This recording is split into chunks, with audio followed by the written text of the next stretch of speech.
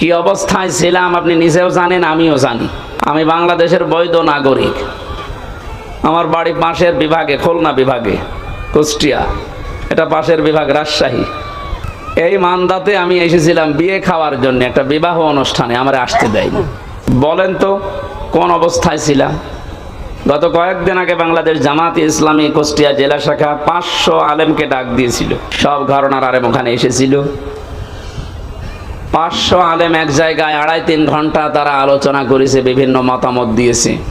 আপনার কি মনে হচ্ছে যে এই 500 আলেম এক জায়গায় তাদের মতামত কোরআনের উপরে, হাদিসের উপরে তুলে ধরলো?